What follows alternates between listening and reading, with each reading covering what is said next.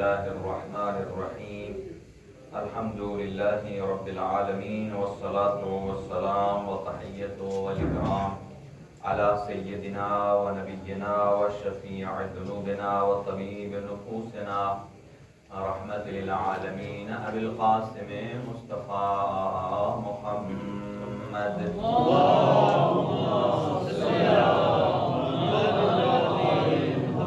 وعلى وصيه ووزيره ووارث علمه علم الأولين والآخرين يعقوب الدين أمير المؤمنين زوج فاطمة الزهراء والد الحسن والحسين سيد الأوصياء علي بن أبي طالب عليه السلام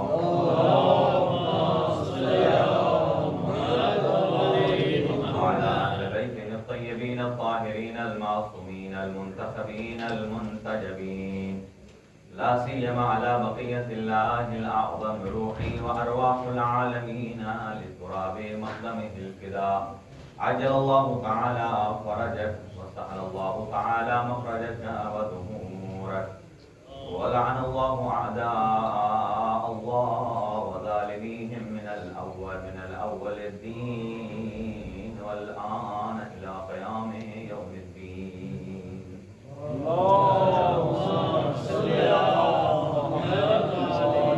بسم الله الرحمن الرحيم والفجر وليال عشر والشفع والوتر صدق الله العلي العظيم اللهم صل على محمد چند دعائیہ کلمات سے گفتگو کو آغاز کرتے ہیں. اللہم صل علی محمد وعلی محمد. پروردگار بحق محمد و اہل بیت محمد ہم سب کے صغیرہ اور کبیرہ گناہ معاف فرما. ہمارے والدین کے مرحومین کے گناہ معاف فرما. ہمارے نوجوانوں کے بزرگوں کے پروردگار ہم سب کی خطاؤں کو درگزر فرما. پروردگار ہم سب کی توفیقات میں اضافہ فرما. مرحومین کی مغفرت فرما. موجودین کی توفیقات خیر میں اضافہ فرما. مریضوں کو شفائے کامل و عاجل عنایت فرما. خاص طور سے جناب ملک تنویر صاحب ان کی مدر اللہ مریض ہیں، اللہ تعالیٰ ان کو شفائے کلی عنایت فرمائے. اور اسی طرح ایک بچی مہروش زہرا مریض ہیں، ایک بچی فروا مریض ہیں. جناب سید صادق شاہ صاحب کی بچی جو ہے وہ پوتی، اللہ تعالیٰ ان کو شفا نصیب فرمائے. اور مرحوم بدن پر بخاری صاحب کی اہلیہ اور برادر سید اعظم نقوی صاحب کی والدہ، اللہ تعالیٰ ان کو شفائے کلی نصیب فرمائے. سسٹر ہیں اور ان کی بھابھی ہیں، اللہ تعالیٰ سب کو جلد از جلد لباس عافیت پہنائے. اور پروردگار جن بچوں نے درخواست دعا کی ہے ان کی دینی دنیاوی شرعی حاجات پوری فرمائے. ایک بچے نے درخواست دعا کی ہے، وہ گھر لینا چاہتے ہیں، اللہ تعالیٰ کی ذات ان کو گھر نصیب فرمائے اور تمام حاضرین کی جملہ حاجات کو پورا فرمائے. اور جناب جتنے حاضرین ہیں ان کے مرحومین کی مغفرت فرمائے. خاص طور سے سید ضامن شاہ صاحب کے والد صاحب کے درجات بلند فرمائے اور جملہ حاضرین کے مرحومین. اور آج کا تبرک کا اہتمام جناب سید فخر عباس شاہ صاحب کی طرف سے ہے. ان کے والدین سید امداد علی شاہ اور ان کے چچا سید طالب حسین شاہ اور والدہ سیدہ رضیہ خاتون اور ان کے سسر افتخار حسین شاہ اور ان کی ساس خالدہ پروین، ان تمام کی مغفرت فرمائے پروردگار عالم. اور جتنے بھی حاضرین موجود ہیں ان سب کی توفیقات خیر میں اضافہ فرمائے. پروردگار ہم سب کی دعاؤں کو قبول فرما. امام زمان اجل اللہ تعالیٰ فرجہ و شریف کا جلد از جلد ظہور فرما. اپنی دعاؤں کی قبولیت کے لیے ایک بابا سے بلند صلوات مرحمت فرما.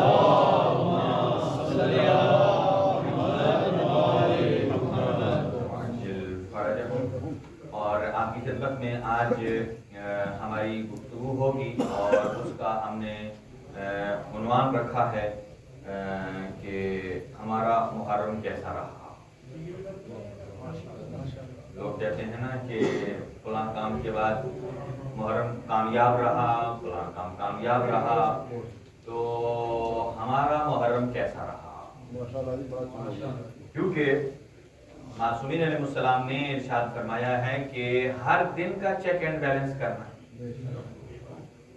کہ صبح سے شام تک اپنے سارے دن کی روٹین کو ایک دفعہ اپنی نظر سے گزارا جائے اگر نیکیاں زیادہ ہیں تو اللہ تعالیٰ کا شکر ادا کیا جائے تاکہ وہ اور نیکیاں کرنے کی توفیق عطا فرمائے، اور اگر گناہ زیادہ ہوں تو اللہ تعالیٰ کی ذات سے توبہ کرے تاکہ اس دن کا نظام اور اس دن کا خسارہ اسی دن پورا ہو جائے۔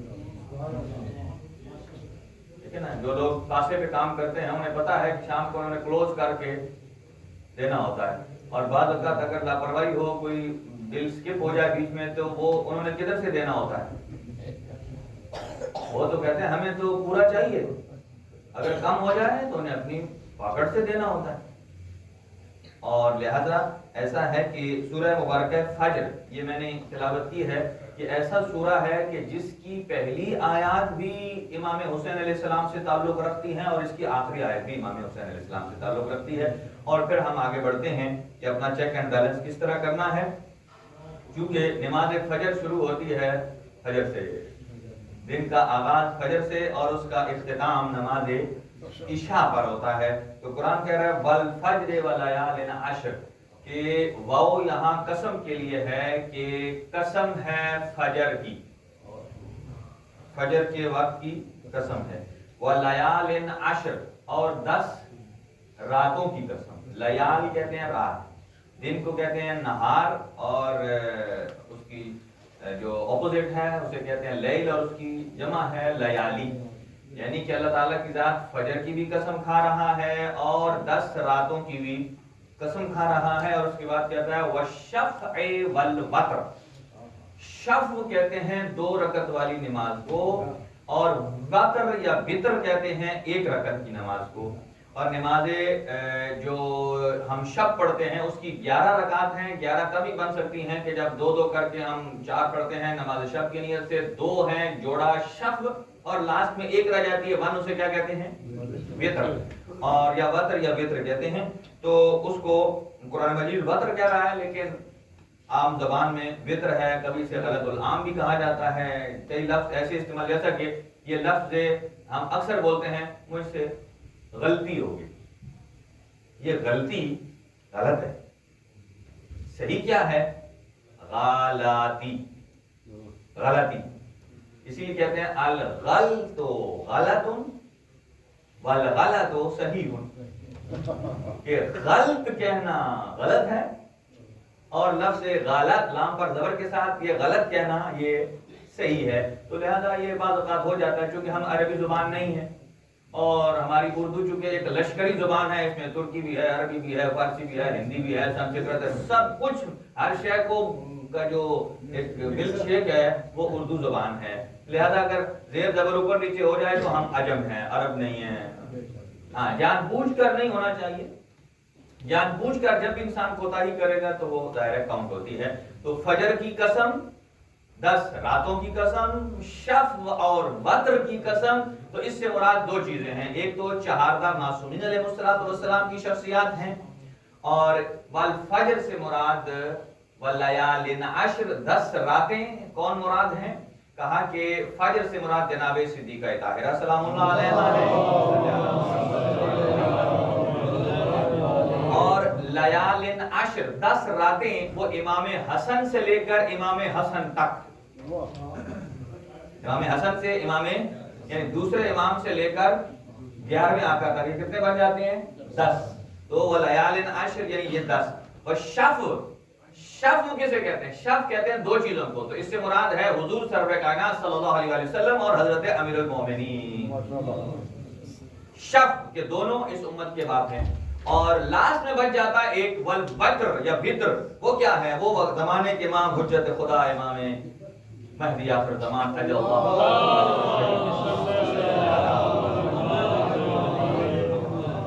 اور یہ 14 معصومین، یعنی اللہ تعالیٰ کی ذات نے یہ جو ہم استعمال کرتے ہیں تعبیر، اس کی تعبیریں مختلف ہیں۔ اور لیال عشر سے مراد معصومین نے فرمایا یہ محرم الحرام کی 10 راتیں بھی لیالی عشر ہیں۔ اس کا مطلب یہ ہے کہ ان 10 راتوں میں ہم نے جو سیکھا ہے، جو سیکھنا ہے، آج ہم اس چیز کو دیکھیں گے کہ اپنے گھر میں ہم نے کیسے کربلا نافذ کرنی ہے. یعنی ہم کربلا دیکھتے بھی ہیں، مناتے بھی ہیں، لفظ بھی سنتے ہیں، لیکن اپنے گھر کے اندر ہم کربلا کو کیسے اپلائی کریں گے؟ ہمارا گھر کربلا کا نمونہ بن سکتا ہے یا نہیں بن سکتا؟ تو لہذا یہ پہلی آیت ہے، اور اس کے بعد اللہ فرماتا ہے حل فی ذالک قسم لذی حجر الم تر، اس میں اور لاسٹ ہے یا ایتھا النفس المطمئنہ ارجعی الی ربک راضیۃ مرضیہ. یہ امام حسین علیہ السلام جب جنگ کر رہے تھے تو آخری وقت پر 2 آیات کی تلاوت ہوئی. ایک یا ایتھا النفس المطمئنہ، اے نفس مطمئنہ اپنے اللہ کی طرف لوٹ آئیے. نفس مطمئنہ اپنے اللہ کی طرف لوٹ آئیے. ہاتف غیبی کی آواز آئی ہے. اور دوسری آیت یہ تھی کہ اوفو بالعقود، اپنے عقد، اپنے عہد کو پورا کر دو. اللہ نے اپنے عہد کو پورا کر دیا ہے، آپ بھی اپنے عہد کو پورا کر دیں. یہ دونوں آیات کی روایت ہیں کہ امام حسین علیہ السلام نے پھر اپنی تلوار کو نیام میں رکھ دیا. اب ہم اس طرف آتے ہیں، کنکلوژن دے رہا ہوں اپنے نوجوانوں کو. امام حسین علیہ السلام کی جو موومنٹ ہے، موومنٹ، اس پر بہت ساری کتابیں لکھی گئی ہیں. کسی نے، ایک ایسا بدبخت ہے، اس نے لکھا کہ امام علیہ السلام کی جو موومنٹ ہے یہ ناکام ہوئی.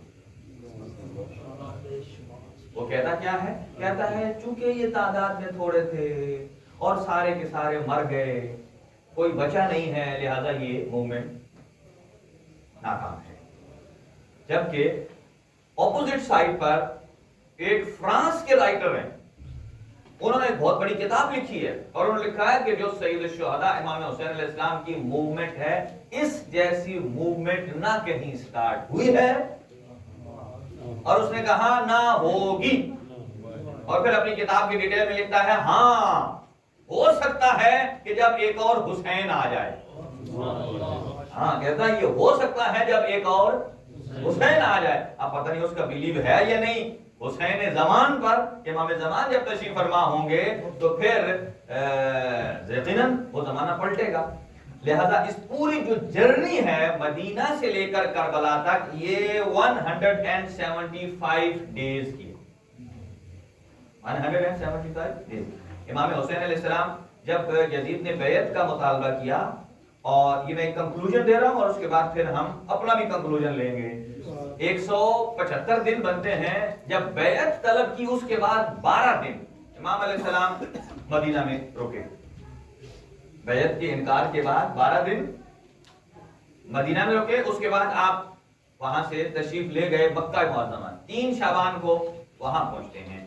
8 ذی الحج تک یعنی 130 دن بنتے ہیں یہ آپ رہے ہیں مکہ معظمہ. اور یہاں ایک اور بات سن لیجیے، ذہن میں آ گئی کہ جب امام مکہ معظمہ میں تھے تو عبداللہ ابن زبیر بھی ادھر تھا، اور عبداللہ ابن عمر جس نے بیعت نہیں کی تھی، جب حجاج ابن یوسف آیا. حجاج ابن یوسف سارے جانتے ہیں کہ وہ تاریخ کا سفاک ترین آدمی تھا. سفاک. اس نے اس کے زندان میں ایک مرتبہ 1600 افراد موجود ہوتے تھے. 1600 افراد موجود ہوتے تھے. یعنی وہ ایسا ظالم تھا، اس نے خواتین کو بھی زندان میں بند کیا تھا. اور حجاج ابن یوسف جب مدینہ پہنچا لوگوں سے بیعت لینے کے لیے، اور حجاج کا کریکٹر معلوم ہے، وہ اس طرح نہیں بیعت لیتا تھا او میرے ہاتھ پر بیعت کرو. وہ ڈرا دھمکا کے کہتا ہے کرنی ہے کرو، نہیں تو فارغ. جیسے ہی وہ وہاں مدینہ پہنچا اور عبداللہ ابن عمر جس نے نہ امام حسین علیہ السلام کی بیعت کی ہے، نہ مولا علی کی بیعت کی ہے، نہ امام حسن کی بیعت کی ہے، جیسے ہی یہ حجاج ابن یوسف پہنچتا ہے مدینے میں تو جہاں پڑاؤ تھا، قیام، جس بیٹھک، جس ڈیرے جہاں بیٹھا ہوا تھا، فوراً عبداللہ عمر وہاں پہنچ. اور اس نے کہا حجاج ابن یوسف نے کیسے آنا ہوا؟ سنیے گا کیسے آنا ہوا. کہا مجھے رسول خدا کی ایک حدیث یاد آئی ہے. کیا؟ کہ من مات ولم یعرف امام زمانہ مات میتۃ جاہلیہ. رسول نے فرمایا کہ جلدی جلدی اپنے زمانے کے امام پر بیعت کر لو، اس لیے کہ زمانے کے امام کو نہیں پہچانا تو مر گئے تو جاہلیت کی موت مرو گے. جب یہ جملے کہے، نارملی بیعت کہاں ہوتی ہے؟ ہاتھ پر. حجاج ابن یوسف نے کیا کیا؟ اس نے کہا ہاتھ نہیں نکالا، اس نے اپنا جو چادر لحاف رضائی جو اوپر کیا ہوا تھا اس کے اندر سے پیر باہر نکالا، کہا میرے پیر کو چومو بھی صحیح اور اس پر بیعت بھی کرو۔ دیکھیں سید الشہداء سے جو ہٹ جائے، ہاتھ پر بیعت نہیں کی، پیر، اور اس نے بسد خوشی پیر پر بوسہ بھی دیا، بیعت بھی کی، اور اس کے بعد جب بوسہ دے چکا نا، اب حجاج نے پوچھا اے عبداللہ بن عمر تم اتنی جلدی کس چیز کی؟ ابھی تو میں آیا ہوں، ابھی تو میں نے اپنی کاروائی یعنی اپنی جو بیعت لینے کا سسٹم ہے وہ شروع ہی نہیں کیا، تو پہلے میرے پاس پہنچ گیا۔ اس نے کہا اس لیے پہنچ گیا ہوں کہ کہیں بیعت کرنے سے پہلے میں مر نہ جاؤں اور نبی معظم کی اس حدیث پر میرے سے عمل نہ ہو سکے، میں جہنمی ہو جاؤں۔ تو اس نے پیر نکال کر اور کہا اس پہ بیعت کرو، اور اس نے کسی نے پوچھا کہ کیوں پیر پر کہا اس جیسے کا یہی حشر ہونا چاہیے، اس لیے کہ اس سے پہلے جب امام حسن اور امام حسین تھے ان کی بیعت اس نے نہیں کی، تو اس نے بھی سے حدیث یاد نہیں تھی، آج کیسے حدیث یاد آ گئی؟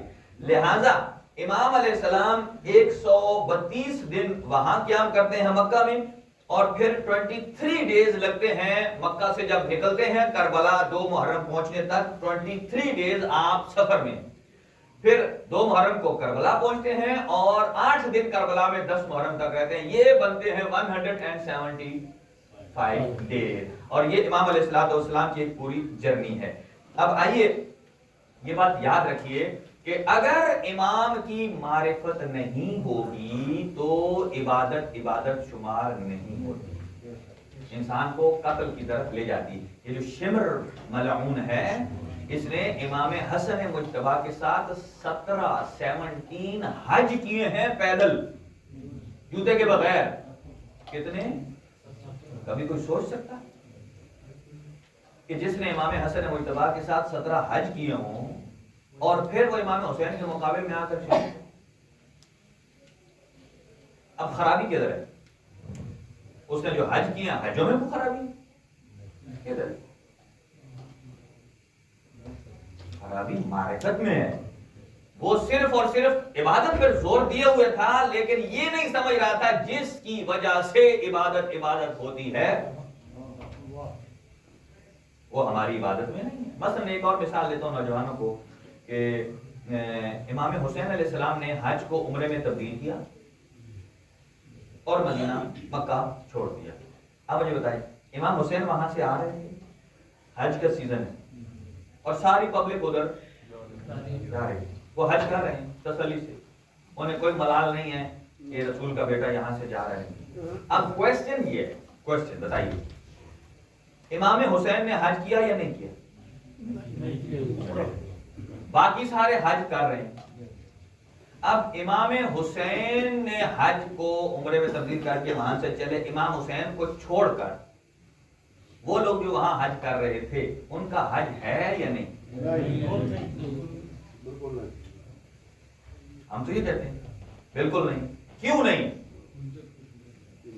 اس لیے کہ اللہ تعالیٰ کی ذات نے، دیکھیں آپ اور ہم جو حج کرتے ہیں اس کا فلسفہ اور ہے، معصوم جو حج کرتے ہیں اس کا فلسفہ، ہمارے اعمال سارے ثواب کے گرد ہیں، بس ہم نیاز کھاتے ہیں ثواب کے لیے، پکاتے ہیں ثواب کے لیے، مجلس سنتے ہیں ثواب کے لیے، کسی مومن کی مدد کرتے ہیں ثواب کے لیے، ہماری زندگی ساری چل رہی ہے ثواب کے گرد۔ اور حجت خدا وہ ہیں کہ جن کی زندگی ثواب کے گرد نہیں ہے، بلکہ وہ اس لیے عمل کرتے ہیں چونکہ وہ اس عمل کے لائق ہیں، تب عمل کرتے۔ دیکھیں ہم آئے پہ جاتے ہیں اپنے گناہ بخشوانے کے لیے، جبکہ حجت خدا جاتے ہیں آپ کے اور ہمارے گناہ معاف کرنے۔ اچھا کیوں؟ وجہ کیا ہے؟ وجہ یہ ہے کہ اگر امام حسین علیہ السلام جب وہاں سے چھوڑ کر آ رہے تھے تو باقیوں کا حج کیوں نہیں ہے؟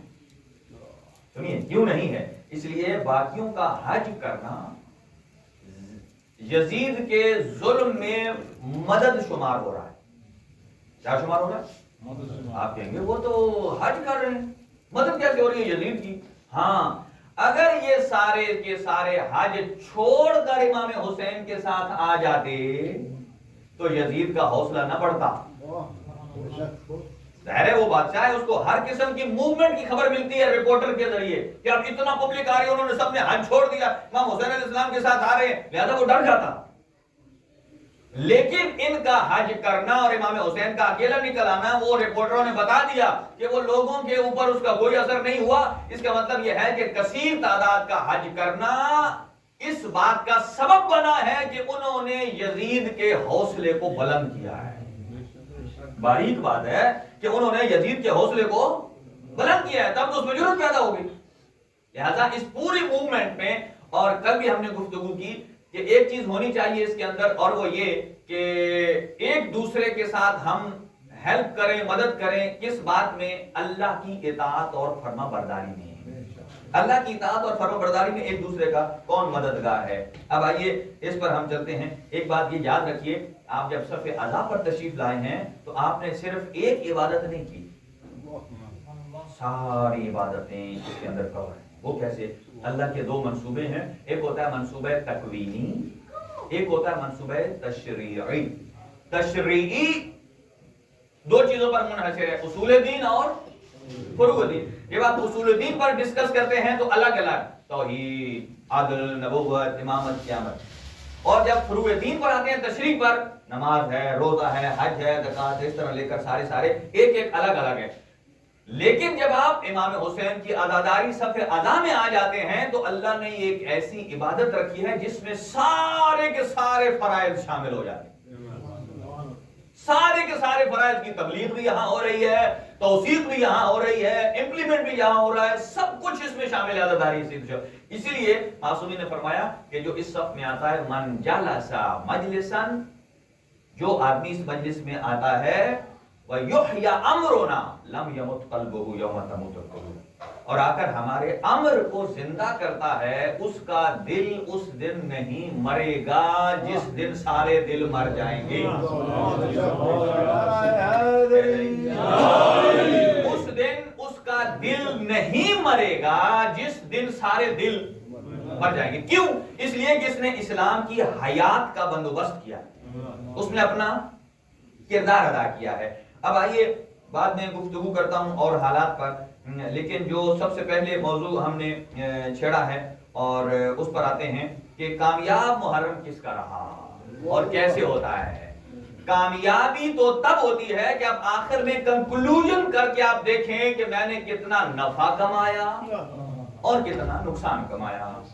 اب 12 دن کی محنت کے بعد ہم نے دیکھنا ہے ہمارے پبلک میں کربلا کے نمونوں میں سے ہر نمونہ ادھر بیٹھا ہے، اور تقریباً ان ایام میں ہر نمونے پر گفتگو ہوئی ہے، اگرچہ سیر حاصل نہیں ہو سکتی اور وقت کے مطابق، لہذا جو محرم الحرام کا ایک انداز ہے، چونکہ شہادت تو سب کی ایک دن ہوئی ہے، ہم الگ الگ اس لیے بیان کرتے ہیں تاکہ ان کی سیرت کو دیکھا جائے، ان کے ایموشنز کو دیکھا جائے، ان کے جو اندر ایک اخلاص اور نیت ہے اس کو دیکھا جائے۔ اب عرض کرتا ہوں آپ کے پاس کہ سارے پورے کے پورے ان 72 شہداء میں، آج آپ نے صرف 72 کو دیکھنا ہے، 72 کے اندر اپنے آپ کو ڈھونڈیں کہ آپ کے سائز کا کون ہے۔ 72 کے اندر ہر آدمی تلاش کرے کہ میرے سائز کا مراد یہ ہے کہ میرے سملر کون ہے۔ پھر یہ دیکھیں انہوں نے کیا کیا اور میں نے 12 دن میں کیا کیا۔ اب دیکھیں اس میں تقریباً مرد و خواتین سارے موجود ہیں، لیڈیز بھی تھی کربلا میں، مرد بھی تھے۔ لیڈیز میں بھی 3 قسمیں ہیں، مائیں بھی ہیں، بیوی بھی ہے، بہن بھی ہے، بیٹی بھی ہے، ٹھیک ہے۔ اور ادھر سے اپوزٹ مردوں میں باپ بھی ہے، بیٹا بھی ہے، بھائی بھی ہے اور شوہر بھی، یعنی یہ چاروں کے چاروں نمونے یہاں ملتے ہیں۔ اور اگر کوئی کہہ سکتا ہے کہ ٹھیک ہے جی وہ شادی شدہ نہیں تھا، تو وہاں بغیر شادی شدہ نمونے بھی ہیں۔ اور ان میں ایک مسئلہ، میں ایک بندے نے سوال بھی کیا حضرت شہزادہ قاسم کی مہندی کے بارے میں، اس نے کہا تھا کرنی چاہیے نہیں کرنی چاہیے کیا ہے؟ اب میں نے اسے جو جواب دیا سنیں، میں نے کہا کربلا کی جو تاریخ ہے وہ 2 حصے ہیں، ایک ہے مصائب کی روایات، ایک ہے مصائب کی روایات، اور ایک طرف ہے حسرت آیات۔ ایک طرف ہے حسرت آیات۔ حسرت کیا ہوتا ہے کہ آپ کے دل میں یہ خواہش تھی، آپ یہ کرنا چاہتے تھے، آپ نے یہ کرنا تھا، آپ کے دل میں وہ چیزیں ہوتی ہیں، پھر جب وہ کام نہیں ہوتا تو آپ کہتے ہیں کہ چلو ہم یہ کام کر لیتے، ارمان رہ گیا، جس کا ہوتا ہے نا ارمان۔ تو یہ جو مہدی شہزادہ قاسم ہے، اس کی کوئی روایات نہیں ہے، روایات نہیں ہے۔ آپ پوچھیں گے کیوں؟ جواب آپ خود دیں گے۔ مجھے یہ بتائیں کہ کب سے پانی بند ہوا؟ اور کب تک بند ہوا؟ اتنے میں پینے کو پانی تھا؟ جب شہزادہ اصغر کے لیے نہیں تھا، مجھے اتنا بتائیے کہ مہندی کو گھولنے کے لیے کیا چاہیے ہوتا ہے؟ مہندی کس سے گھولتے ہیں؟ پانی سے۔ جب پانی ہی نہیں تھا تو سوکھی مہندی پاؤڈر لگا سکتے ہیں؟ مراد کیا؟ مراد یہ ہے کہ اہل بیت کے خیام میں ایک بوند بھی پانی نہیں تھا، ایک بوند بھی نہیں تھا۔ تو پھر یہ مہندی کیا؟ یہ حسرتیں ہیں۔ جیسا کہ عزاداری سید الشہداء ایک روایات میں ملتی ہے، اور دوسری چیز ہر علاقے میں اپنے اس کے کچھ رسومات ہوتے ہیں، وہ ان میں جیسا کہ عربوں کا الگ طریقہ ہے، برصغیر کا الگ ہے، پاکستان کا الگ ہے، کچھ مراسم مثلا عجم میں الگ ہیں۔ جیسا کہ آپ دیکھیں عراق میں وہ پورا ایک واقعہ کربلا میں پورے کے پورے وہ ایک کردار تیار کرتے ہیں، ہاں جی، منظر کشی کرتے ہیں۔ وہ کس لیے منظر کشی کرتے ہیں؟ ہمارے علاقے میں وہ صحیح نہیں سمجھا جاتا، نہیں سمجھا جاتا نا ان کے کلچر میں وہ، اور اس سے وہ لیتے کیا ہیں، وہ کرنا کیا چاہتے ہیں؟ وہ اپنے نوجوانوں کو سمجھانا چاہتے ہیں۔ جیسا کہ آج کل ہمارے نوجوان جو ہیں اس کو نئی جدید ٹیکنالوجی میں کہا جاتا ہے سمعی بصری علم، یعنی جس کو آپ آنکھوں سے دیکھ سکتے ہیں، کانوں سے سن سکتے ہیں۔ جیسا کہ بچوں کے سامنے آپ پاور پوائنٹ لگاتے ہیں یا اینیمیشنز ہیں، یہ اینیمیشن کیا ہے؟ جس کے ذریعے کھڑی تصویر کو آپ حرکت دے دیتے ہیں، بچہ جلدی سمجھ جاتا ہے۔ تو وہ کیا ہے؟ وہ اپنے علاقے اور اپنے رسومات کے اعتبار سے کیا کرتے ہیں؟ ایک طرف شہداء کو بناتے ہیں۔ اچھا ایک خوبصورت جواب سنیں کہ آج کل ایک زبردست کوئی مخالف اہل بیت آدمی تھا، اس نے کہا کہ جو شیعہ روتے ہیں نا 10 دن، ان کو ایسا کرو، ان کو امام بارگاہوں سے نکالو۔ کہا کدھر لے جاؤ؟ کہا انہیں تھر کے صحرا میں لے جاؤ۔ تھر سمجھتے ہیں نا، یعنی پاکستان کے ایک پورا ریگستان ہے جہاں پانی کی کوئی نام و نشان، گرمی انتہا کی۔ کہا ان ساروں کو ادھر لے جاؤ اور 10 دن تک ان کا پانی بند کرو۔ کہا یہ پیتے ٹھنڈی سبیلیں ہیں اور روتے امام حسین پر ہے، اسے پتہ نہیں ہے کہ امام حسین علیہ السلام نے خود اپنی بیٹی سکینہ کے ذریعے آپ اور ہمیں پیغام دیا ہے اور فرمایا ہے یا اے میری بیٹی سکینہ میرے شیعوں کو یہ پیغام دے دینا، یا شیعتی ما ان شربتم ماء عذب فاذکرونی، اے میرے شیعو جب کبھی ٹھنڈا پانی پینا تو مجھ حسین کی پیاس کو یاد کرنا، اور سمعتم بغریب فاندبونی، اور اگر غربت میں کوئی مارا جائے تو مجھے یاد کر کے اس پر رونا۔ اور نے کہا کہ تھر کے صحرا میں لے جاؤ تاکہ وہاں یہ پیاس سے مرے، اور پھر ہم دیکھتے ہیں شیعہ عالم دین نے خوبصورت جواب دیا، سنیے، اور آپ کے جگر کو ٹھنڈک پہنچے گی۔ اس نے کہا صرف شیعوں کو نہ لے جاؤ تھر کے صحرا میں، اس لیے کہ کربلا میں ایک طرف 72 تھے تو دوسری طرف 9 لاکھ تھے، اور اگر 72 شیعہ آئیں تو اس کے مقابلے میں 9 لاکھ تم بھی ذرا آؤ، یعنی بیلنس کرو نا۔ اگر ہمیں تھر میں لے جاتے ہو تو خود بھی تھر میں اترو، یعنی یہ دیکھیے اب یہ کیا چیز ہے۔ تو اس کا مطلب یہ ہے کہ وہ عراق والے وہاں کرتے ہیں اپنے حساب سے، جیسے ہمارے ہاں اب جیسے ہم علم بناتے ہیں ویسے ان کے علم نہیں ہوتے، اور خاص طور سے ہندوستان میں جو حیدرآباد میں جو علم اٹھاتے ہیں یا تعزیہ اٹھاتے ہیں وہ ہم نہیں اٹھا سکتے، یعنی ان کی اپنا ٹریڈیشن ہے، یعنی کرتے کیا ہے، سب کا مطمع نظر کیا ہے، جو قدر مشترک ہے وہ کیا ہے، وہ یہ ہے کہ اہل بیت کا غم منانا کسی نہ کسی طریقے سے، جو ان کی حسرت رہ گئی وہ ہم پوری کریں۔ دیکھیں نا یہ چیز ہے، یہ میں اپنے نوجوانوں کو بتانا چاہتا ہوں کہ جب آپ یہ سنیں تو یہ 2 جواب ہیں اس کے، ہاں جی، لہذا لیکن یہ ساری چیزیں رہنی چاہیے شریعت کی حدود کے اندر اندر. چونکہ ہمارے لوگ جب مہندی کے نام پر وہ پورا جو جیسے ہمارے کلچر میں شادی ہوتی ہے ویسی شادی کر دیتے ہیں تو اس کا تو پھر غم سے کوئی تعلق ہی نہیں. اس کا تو غم سے تعلق نہیں ہے. یعنی اس حد تک رہے کہ اس کے اندر سے غم ٹپکے, ہماری آنکھوں سے آنسو آئیں, لیکن جو مہندی بنا کر تھا ڈھول ڈھمکا لے. مجھے بتائیے یہ ڈھول ڈھمکا کس نے لایا تھا؟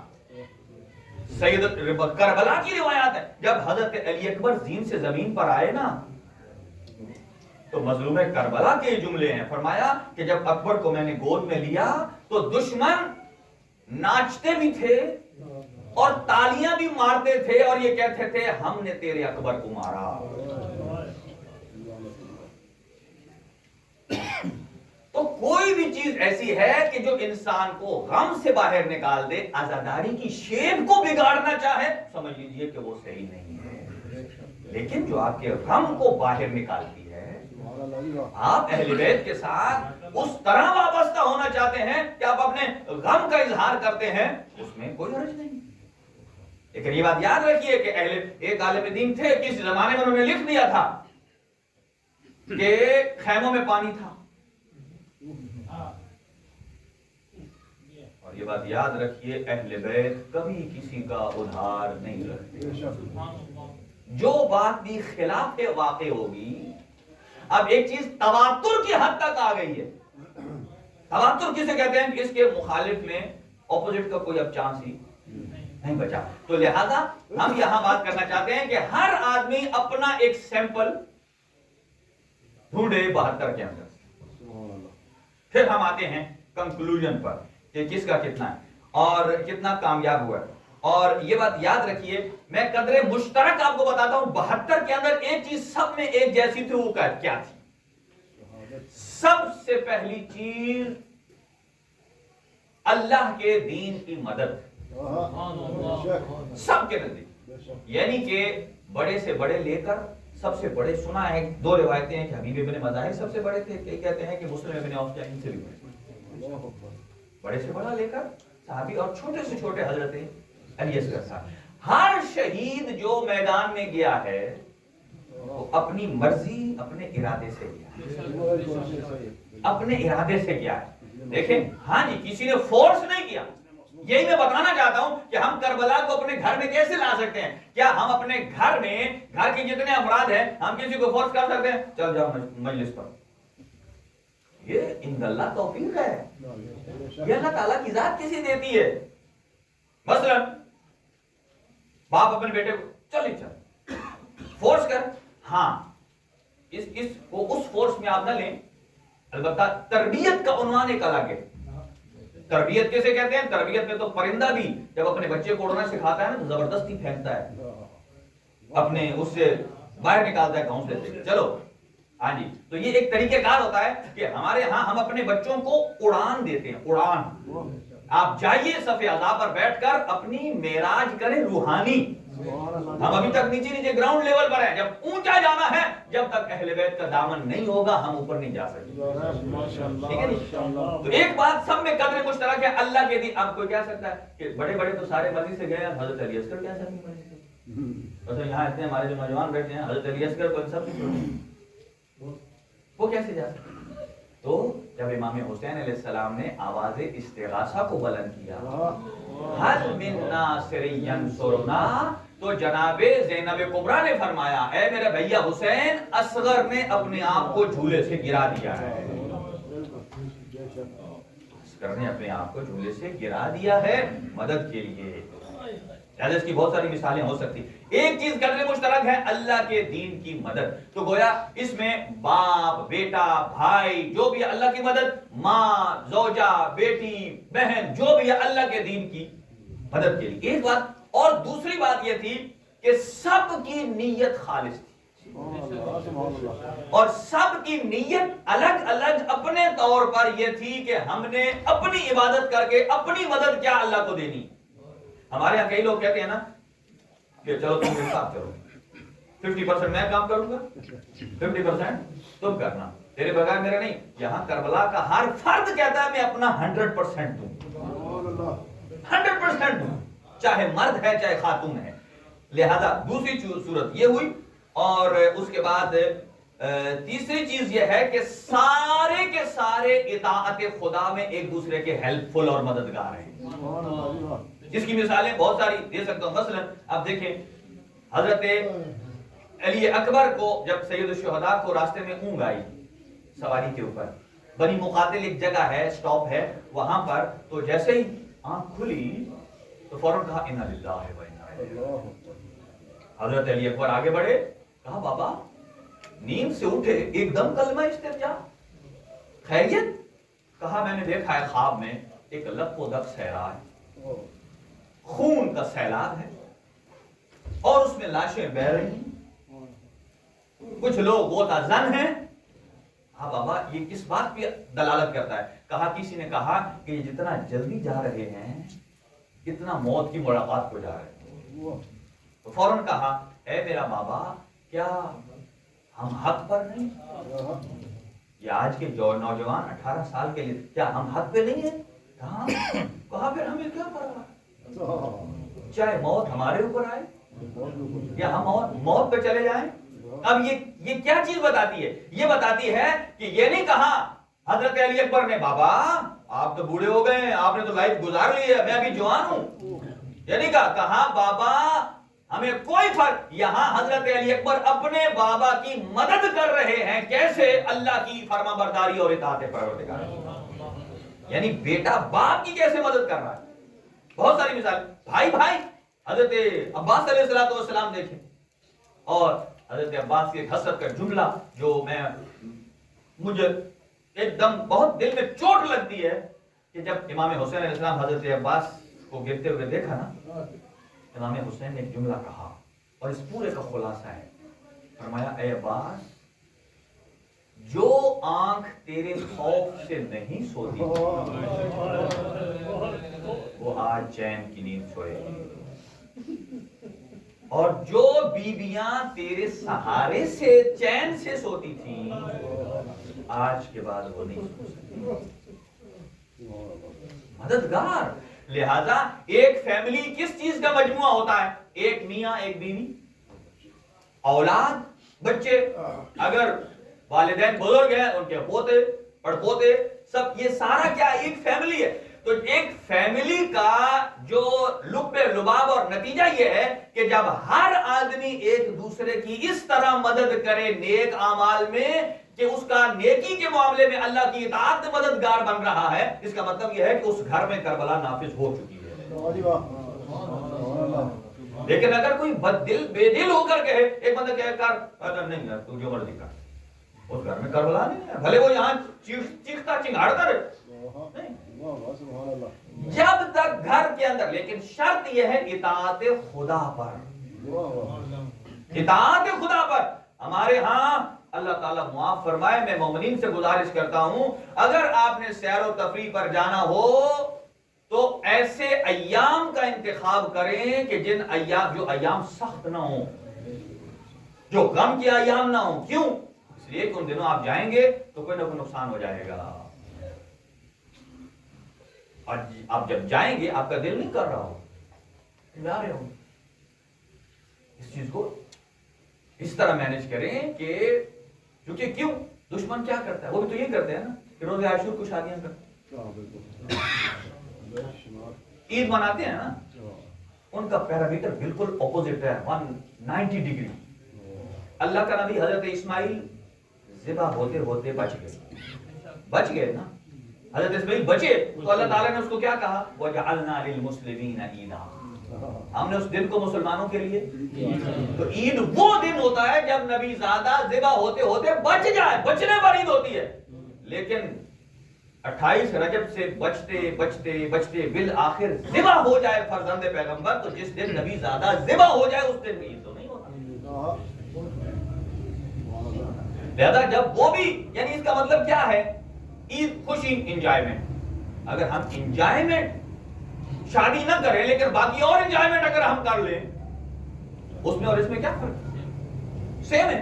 لہذا اپنے گھر میں ایک دوسرے کی مدد اللہ کی اطاعت اور فرما برداری میں کرے. یہ مین اس کا پوائنٹ. اگر یہ کر لیا تو اس کا مطلب یہ ہمارا محرم کامیاب ہے. اگر اس سے پہلے بھی ایسے بعد بھی ایسے تو ہمارے اندر کوئی تبدیلی نہیں. معصومین نے تو فرمایا کہ جس کا کل کا دل آنے والے دن سے بہتر ہے وہ لائق تحسین ہے. اور کس اعتبار سے؟ مثلا آج اگر 10 نیکیاں کی ہیں تو کل اگر سیم 10 ہوں تو ہم ادھر ہی کھڑے, اور اگر 11 ہوں پرافٹ, اور اگر آج 10 ہوئی اور کل 9 ہو گئی, ایسے کو معصوم نے فرمایا مغبون. مغبون اسے کہتے ہیں کہ جو بیچارہ کسی کے دھوکے میں آ گئے, دھوکے میں آ گئے. لہذا ہر آدمی کی دیکھیں, آپ کا جب آپ کلوز کرتے ہیں ہر دن کی اپنا جو صندوق ہے, بکسا ہے, کاسا ہے, اگر آپ دیکھتے ہیں کہ ہماری جو سیل ہے وہ اوپر جا رہی ہے تو خود بخود آپ کے چہرے پر حشاشت آ جاتی ہے, میرا کام اچھا جا. اور اگر 2-3 دن اوپر جائے اور ایک دن اتنی ڈیڈ ہو جائے کہ 5 دن کا ملیہ ویٹ کر دے, بندہ آپ سے کہے آپ ایسا کافی پیتے ہیں, وہ ہنس کو وہ کہتا ہے, وہ ظاہراً تو ہنسی کی شکل بنائے گا لیکن وہ کہے گا میرے دل سے پوچھ کے اندر اس پر کتنی چھری چل گئی. یعنی پیسے کی کمی آئے تو ہمارا دل غمگین ہوتا ہے. یہ بات یاد رکھیے کہ محرم الحرام میں ہم نے یہ طے کرنا ہے کہ کوئی ایک نہ ایک شیطان کا اپنے وجود میں آنے والا راستہ بند کرنا ہے. امیر المومنین نے فرمایا کہ 4 راستوں سے شیطان انسان کی باڈی میں داخل ہوتا ہے. ہمارے کچھ دوستوں نے خواہش کی ہے کہ گناہان کبیرہ پر بھی گفتگو کریں, اور ہم ہر مجلس میں ایک ایک گناہ کبیرہ بتائیں گے.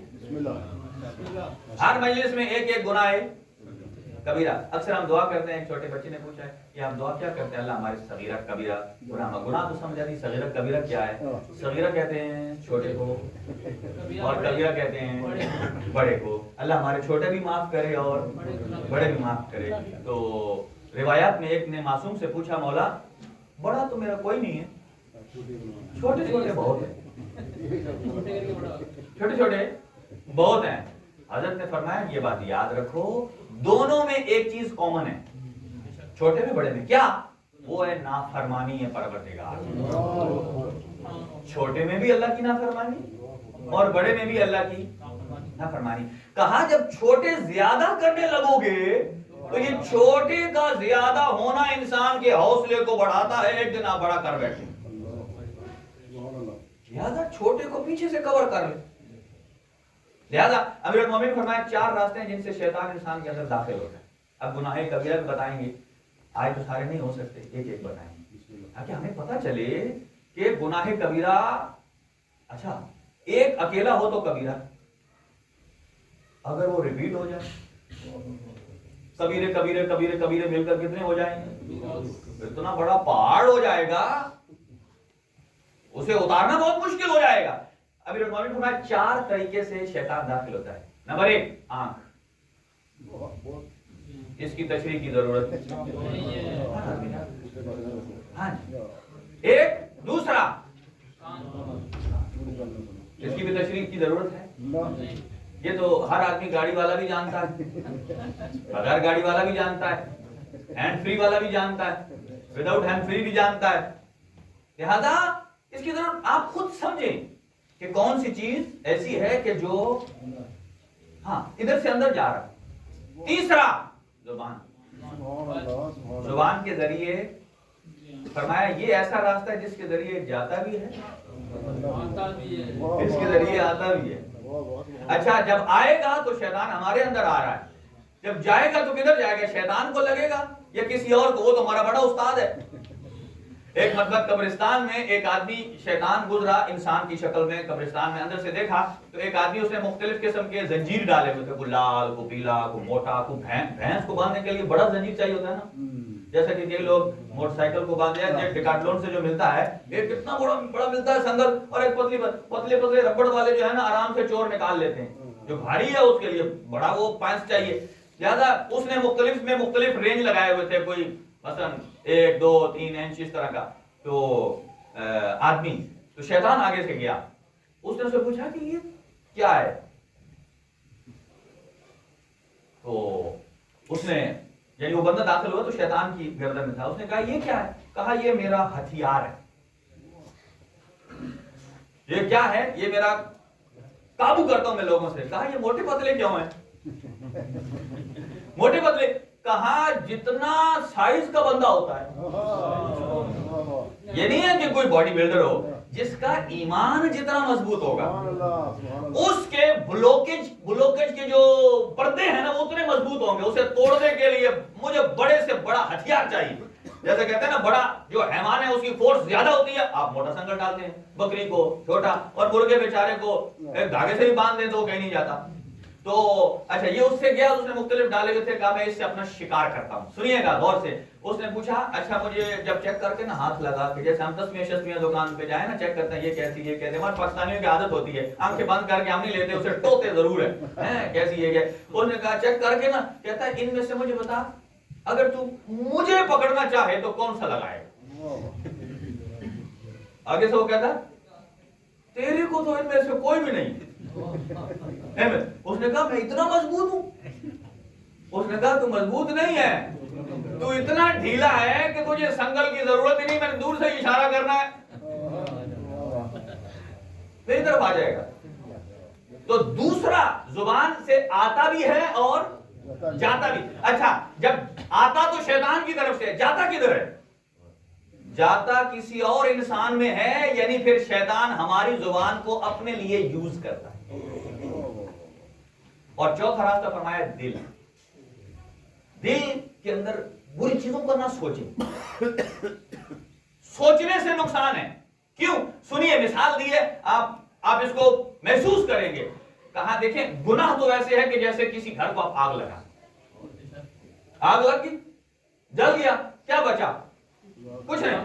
کہا کہ جو گناہ کے بارے تصور کرنا, سوچنا, ذہنی پہنچ گئے ہیں نا, ذہنی گناہ کرنا, اس کا کیا نقصان؟ اگرچہ گناہ نہیں ہے, نام اعمال لکھا نہیں جاتا جب تک کریں گے نہیں, ٹھیک ہے, جب تک گناہ کرے نہیں تو لکھا نہیں جائے گا سوچنے, لیکن اس کا ایک نقصان ہوگا. وہ کہتے ہیں جو گناہ پورا کر لیتا ہے وہ تو ایسے ہی ہے جیسے گھر کو آگ لگ گئی سب کچھ اڑ گیا, لیکن جو تصور کر کے اندر یہ کام کرتا رہا, اس کا ایسی ہے کہ کسی گھر کے اندر دھواں چھوڑ دے. جیسے دھواں چھوڑ دیں گے, جلائے گا تو نہیں لیکن اندر کا پینٹ, رنگ, ڈیکوریشن سب کی سب کالی کر دے. ایسا ہی ہے. معصومین نے فرمایا کہ چیک اینڈ بیلنس کرنا ہے, گناہ کرنا تو دور کی بات ہے, اس کے بارے سوچ, اپنے آپ کو بچائیں اس سوچ سے نکال کر دوسری طرف لے. کیوں کہا گیا کہ کثرت سے محمد و آل محمد پر صلوات بھیجو, درود بھیجو؟ اس لیے کہ محمد و آل محمد پر جو درود ہے انسان کو گناہوں کی فکر سے نکالتا ہے اور عبادت میں داخل کرتے ہیں.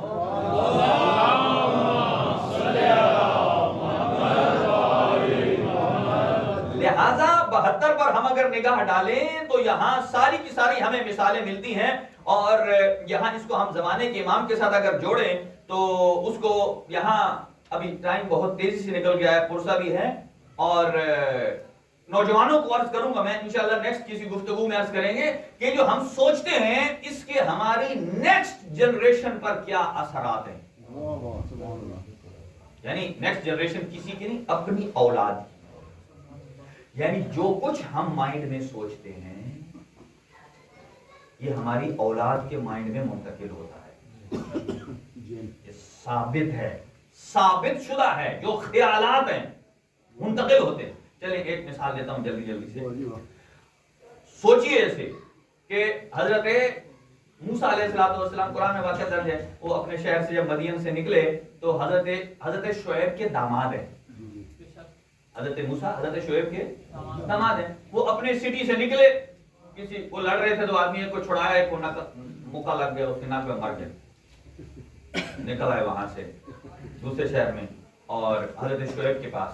وہاں وہ ساری سٹوری آپ قرآن مجید میں دیکھ سکتے ہیں. میں جو بتانا چاہتا ہوں وہ یہ, حضرت شعیب علیہ السلام کے پاس حضرت موسیٰ نے تقریباً 9 سے 10 سال کام کیا ہے. کیا کام کیا؟ ان کی بھیڑ بکریاں چرائیں, لے جاتے تھے گھاس کھلانے, شام کو لے آتے. اچھا جب داماد بھی تھے ان کے, تو حضرت موسیٰ نے کہا کہ میں سارا سال کام کرتا ہوں تو میری اجرت کیا ہے, میری تنخواہ, پیسے, انکم کیا ہے؟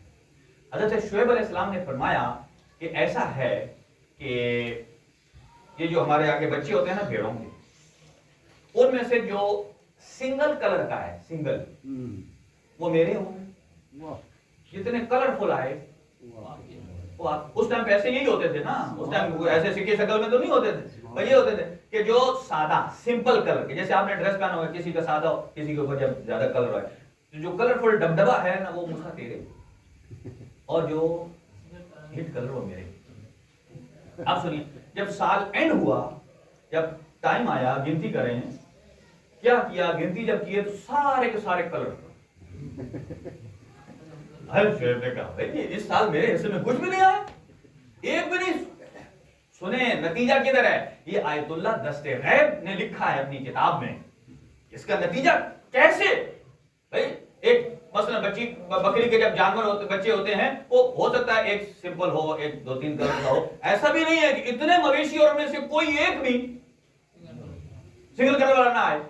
تو نتیجہ کدھر نکل آیا, حضرت موسیٰ علیہ السلام نے کیا کیا کہ جس جگہ وہ ان کو باندھتے تھے, بڑا جہاں وہ جو ان کا ایریا تھا, اس ایریے پہ جہاں آگے کھانا ڈالتے تھے, اس کے اوپر فرنٹ پر ایک درخت تھا.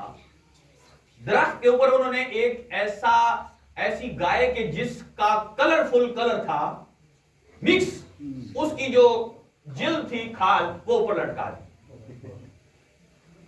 اب لٹکا دی, نتیجہ کیا نکلا, بات بڑے دور تک ہے, میں اشارہ کر سکتا ہوں, صرف لٹکائی اوپر. اس کا نتیجہ کیا نکلا کہ سارے کے سارے جانور منہ ادھر ہوتا تھا, اور جس منظر کو وہ دیکھتے تھے, جس منظر کو دیکھتے تھے کلرفل, وہ منظر کہاں منتقل ہوا, اولاد میں. نتیجہ کیا ہے, نتیجہ یہ ہے کہ شادی جیسے اتنے مقدس عمل میں اگر ہم اپنے دماغ کو گناہوں سے آلودہ کریں گے تو کیا اس کے اثرات اولاد پر ہوں گے یا نہیں ہوں گے.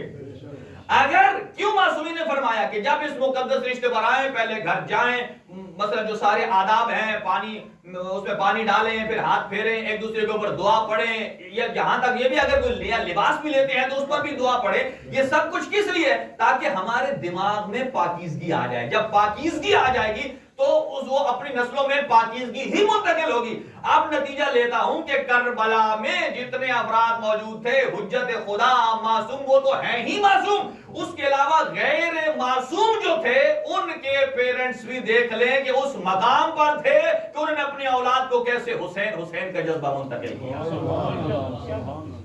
کیسا جذبہ منتقل کیا. لہذا ابھی میں نے اس بات کو زیادہ کھولا نہیں ہے, امید ہے نوجوانوں کو سمجھ آ گئی ہوگی بات. لہذا اگر ہم چیک کرنا چاہتے ہیں کہ ہمارا محرم کامیاب ہے تو ہمیں جتنے طریقوں سے شیطان جاتا ہے سارے بند کر لیں سوراخ, تو بہت اچھی بات ہے. آنکھ بھی, منہ بھی, کان بھی, دل بھی, اور اگر سارے نہ کر سکیں تو کم از کم اگر ایک بھی بند کر دیں ابھی, اور تہیہ کر لیں کہ آج کے بعد ہم نے آنکھ والا گناہ نہ کرنا ہے, نہ دیکھنا ہے, تو محرم کامیاب ہے. اور اگر پہلے کی طرح ہی ہے تو پھر کوئی محرم کا فائدہ نہیں ہے. وہ جسٹ آئے امام حسین کا اپنا, کیونکہ ہم امام حسین علیہ السلام کو بعض اوقات روتے ہیں اس لیے نہیں امام کی مظلومیت پر, ہم روتے ہیں اپنی حاجتوں کے لیے, ہماری حاجت پوری ہو جائے. وہ آقا کریم ہیں, دیکھیں ہم ان کے مقصد کو نہ بھی دیکھیں, ان کا نام لیتے ہیں تو حاجتیں پوری ہو جاتی ہیں. اگر ہم ان کے نقش قدم پر چلیں تو کیا کچھ ہونے لگے گا, کیا کچھ ہونے لگے گا. آئیے صرف 4-5 منٹ میں آج ہم بیٹھے ہیں سرگوں میں سید الشہداء پر, کہ جب کوئی فوت ہو جاتا ہے اس کا سروں منایا جاتا ہے, اور یہ ہے سید الشہداء. اور سید الشہداء کا لاشا ابھی تک بے گورو کفن ہے. آجرکم اللہ. شہید مطہری علیہ الرحمہ لکھتے ہیں کہ یہاں زینب کبریٰ کے 2 کرداروں کو لکھتے ہیں. کہتے ہیں شہادت امام حسین سے پہلے زینب کبریٰ کا کردار اور ہے, اور کہا کہ شہادت سید الشہداء کے بعد جو ہمیں زینب نظر آتی ہے اس میں خود ذات علی نظر آتی ہے. وہ کہتے ہیں کہ سید الشہداء کے میدان میں جانے سے پہلے بی بی جب حسین ابن علی جا رہے تھے نا تو جب بی بی اس وقت بالکل قناعت کے ساتھ لگ گئی اور امام حسین نے پلٹ کر دیکھا تو زینب کبریٰ غش کر گئی. لیکن جب سید الساجدین کے والد جب گئے نا گنج شہداء پر بیٹھے اور اس مقام تک بی بی بے ہوش تھی اور سید الشہداء جب گنج شہداء پر گئے نا تھوڑی دیر کے لیے دیکھ کر رو رہے ہیں. عباس ہے، اکبر ہے، قاسم ہے اور محمد ہے. سنیں گے راوی نے کیا روایت لکھی ہے. کہا سید الشہداء اس طرح کھڑے تھے اس طرح کھڑے تھے جیسے کوئی مالی اپنے اجڑے ہوئے باغ کے اوپر کھڑا ہو اور حسرت آیات کر رہا ہو. اجرکم علی اللہ. شام غریبہ علی کی بیٹی نے گزاری. بس دو روایتیں سنی. لوگ کہتے ہیں نا علی کی بیٹی رات کی تاریکی میں لٹی. نہیں دوستو، مقاتل میں سید ابن طاؤس نے لکھا ہے، لحوف سید ابن طاؤس نے، کہ علی کی بیٹی اگر لٹی ہے نا تو دن دھیاڑے سورج کی روشنی کہتی ہے. جب شب عاشور تھی نا، شب عاشور اور 11ویں رات یعنی ایک میں کتنا فرق ہے. شب عاشور میں جتنے نوجوان تھے نا وہ سارے کہتے تھے یہ رات جلدی ڈھل جائے تاکہ ہم حسین پر قربان ہو جائیں. لیکن وہی رات زینب بنت علی کہتی تھی کہ یا اللہ یہ رات دن میں تبدیل نہ ہو، زہرا کا لال بچ جائے. اور جب یہی کیفیت 11ویں کی رات کو آئی نا شام غریبہ کو، اب علی کی بیٹی کہتی تھی یا اللہ اللہ کرے یہ رات رات ہی رہ جائے، دن میں تبدیل نہ ہو. اجرکم علی اللہ. اور جب 11ویں کا دن آیا نا، اور دن کے 3 واقعات عرض کرتا ہوں جلدی اور تمام ہے. ادھر سے دشمن آئے اور انہوں نے سواریاں لائیں بغیر کجاوے کے اونٹوں کے اور کہا کہ اے سیدانیوں سے کہا سوار ہو جائیں. جب ایک ظالم آگے بڑھا نا عمر صاحب اور علی کی بیٹی نے، اور یہ میں جملہ عرض کروں اسے محسوس کیجئے گا جیسے مردوں میں سید الشہداء کی ایک شہامت اور جلالت اور روب تھا نا، ایسے سید الشہداء کے بعد خواتین میں زینب بنت علی میں وہ روب اور جلال تھا. جب وہ آگے آئے علی کی بیٹی نے فرمایا ادفعوا عنی، دور ہو جاؤ ہم سے، میں خود بیویوں کو سوار کرا لوں گی.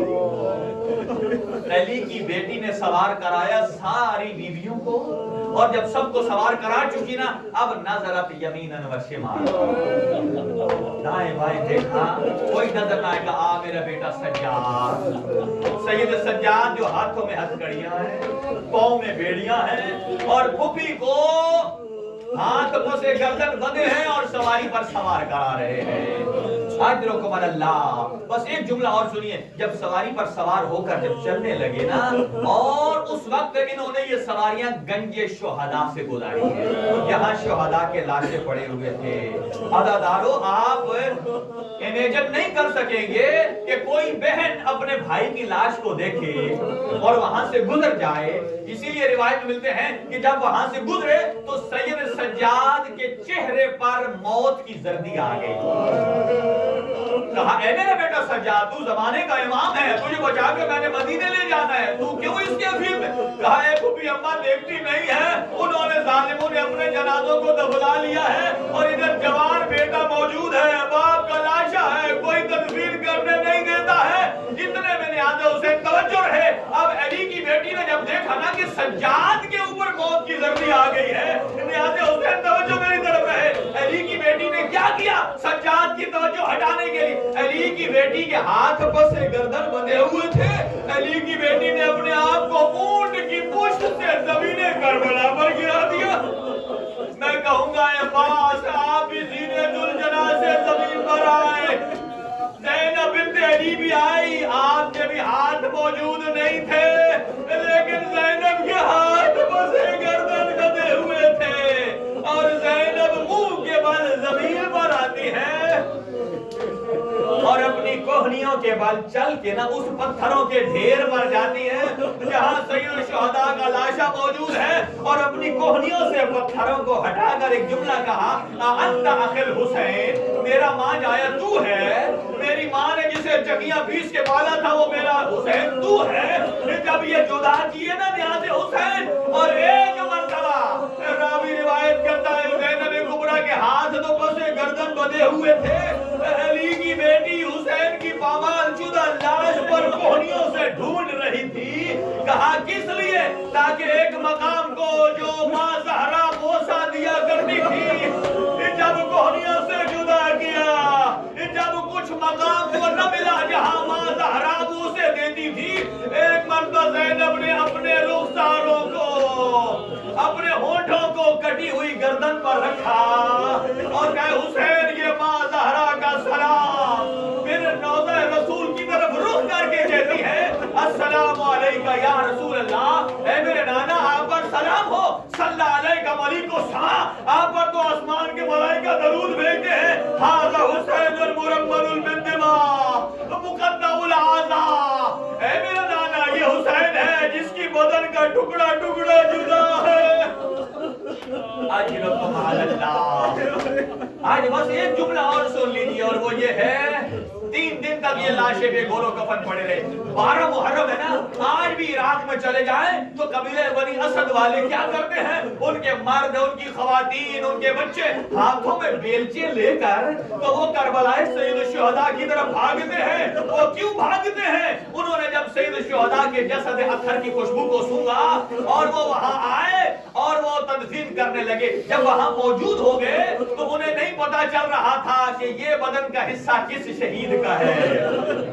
اجرکم علی اللہ. روایت کے الفاظ یہ ہیں جب نعل بندی ہوئی، گھوڑوں کے ذریعے پامال کیا گیا. روایت کے جملے ہیں، بی بی فرماتی ہے، امام سجاد فرماتے ہیں رزو زہرہ صدرہ، میرے بابا کی چھاتی کی کیفیت یہ تھی کہ سینے کی پسلیاں پشت کی پسلیوں کے ساتھ مل چکی تھی. اجرکم علی اللہ. جب بنی اسد آئے انہیں پتا نہیں چل رہا تھا کہ شہید کا لاشا ہے. لہٰذا حسین ادھر گرد پھٹی. کسی نے کہا دیکھا کون ہے؟ تو سید سجاد ہاتھوں میں ہتھکڑیاں باعث نے امامت تشریف لاتے ہیں اور سارے شہداء کو دفن کیا. اور ایک مرتبہ جب وہ لاشا بچ گیا جو سید شہداء کا لاشا تھا، فرمایا وہ اس قابل نہیں تھا کہ اٹھا کے قبر مطہر میں رکھے. لہذا ایک چٹائی منگوائی گئی. چٹائی کسے کہتے ہیں؟ ایک چٹائی کھجور کے پتوں سے بنا ہوا ایک مصلی بنا منگوایا اور اس پر فرزند پیغمبر کے بدن کے اعضاء کو رکھا. اور ایک مرتبہ جب قبر میں اتارنے لگے، سید سجاد اترے اور جب حسین کو رکھنے لگے تو وہاں پائندی کی طرف سے آواز آئی